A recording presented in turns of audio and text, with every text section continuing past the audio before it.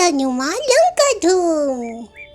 बहुत समय पहले की बात है। घने जंगलों से पर्वतों के बीच वानरराज केसरी और उनकी धर्मपत्नी अंजना रहते थे। दोनों भगवान की परम भक्त थे। वे एक ऐसे पुत्र की कामना करती थी जो बलवान, बुद्धिमान और साहसी हो। और वे दिन आ गया जब उनकी तपस्या से प्रसन्न होकर वायुदेव उनके समक्ष आए। उन्होंने माता अंजना को आशीर्वाद दिया कि वे एक बहुत जल्द तेजस्वी बालक को जन्म देंगी। वहीं कुछ समय बाद वायुदेव का आशीर्वाद फलित हुआ। माता अंजना ने एक तेजस्वी बालक को जन्म दिया। वे थी बाल हनुमान, जो बलवान, बुद्धिमान और साहसी थे। माता अंजना बेहद खुश थी। बचपन से ही हनुमान अत्यंत चतुर और निर्दय थी। एक बार उन्होंने आकाश में लाल चमकता हुआ सूर्य देखा। उन्हें लगा वे कोई बड़ा सा मीठा फल है। ये फल तो मुझे अभी खाना है। कहते हुए वो आसमान की ओर निकल पड़े।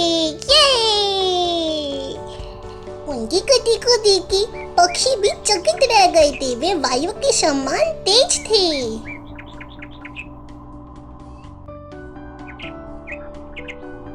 और जैसे ही वो इतने निकट पहुंची, देवताओं के राजा इंद्र चिंतित हो गए। उन्होंने अपना वज्र से उन पे प्रहार करा।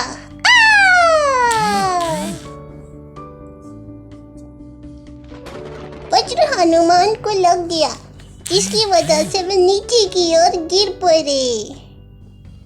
ये देखकर वायुदेव अत्यंत चिंतित और क्रोधित हो गई, जिस वजह से उन्होंने संसार की सारी वायु को रोक लिया। चारों ओर अहंकार मच गया। सभी देवता एकत्र हो गए।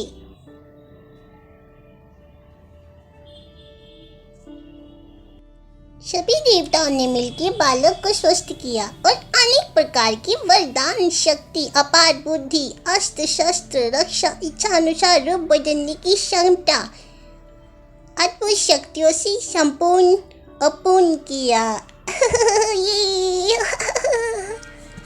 जैसे जैसे वे बड़े हुए, उन्हें ज्ञान की इच्छा हुई। उन्होंने सूर्यदेव को गुरु बनाकर वेद शास्त्र और नीति की शिक्षा प्राप्त करी। वे अत्यंत तेज विद्यार्थी थे। बचपन के साथ ही कभी कभी उन्हें मुसीबत में डाल दिया करती थी।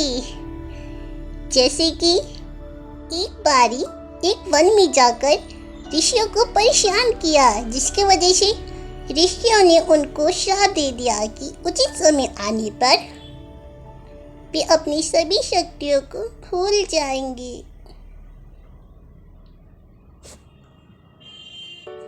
और जब तक कोई उन्हें उन शक्तियों को याद न दिलाए, तब तक उन्हें वह स्मरण न होगी। जिससे हनुमान की स्वभाव में विनम्रता आ गई। समय बीतता चला गया। एक दिन वन में दो राजकुमार आए, राम और लक्ष्मण। हनुमान ने उन्हें देखा तो उनके मन में गहरा सम्मान जागा। वे ब्राह्मण का वेश धारण करके उनके पास गए, उनका परिचय पूछा।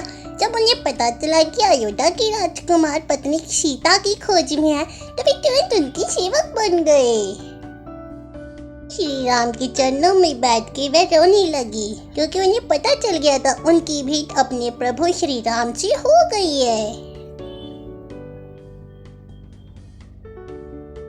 तभी कुछ समय बाद पता चला कि राक्षस राजा रावण सीता माता को लंका ले गया है।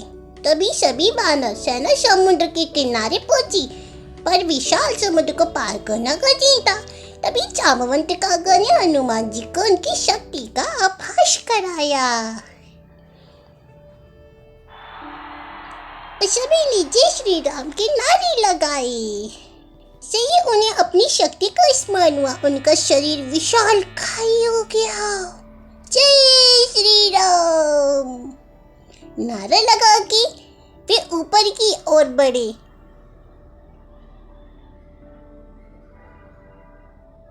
सारे वानर देख के उन्हें अचंभित थे। इतने में ही वे उन्होंने अपनी शक्ति का स्मरण हुआ और वे समुद्र के ऊपर उड़ चली। रास्ते में अनेक बाधाएं आई, पर उन्होंने साहस बुद्धि से सबको पार किया।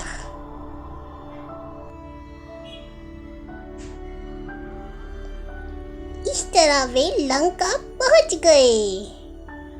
लंका अपने आप में बहुत विशालकाय थी, सोने की लंका, जहाँ रावण रहता था।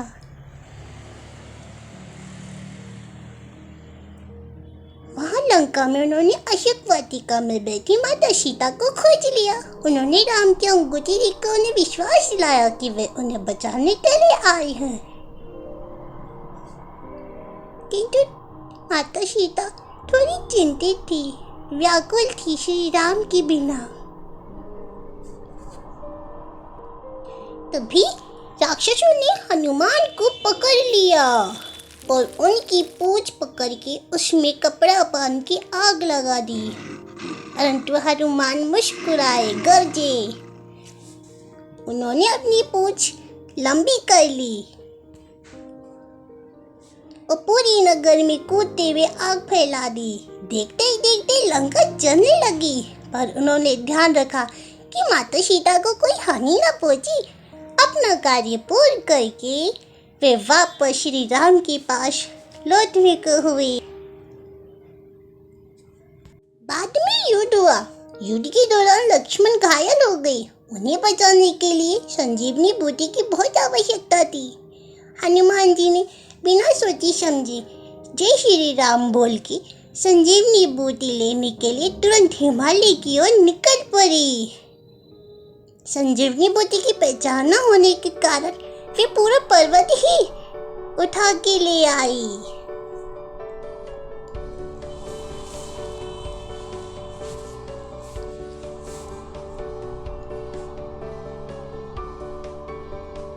संजीवनी बूटी शरीर पे लगते ही लक्ष्मण जी स्वस्थ हो गए और राम जी ने प्रसन्न होकर कहा, हनुमान, तुम्हारी समान भक्त संसार में कोई और नहीं।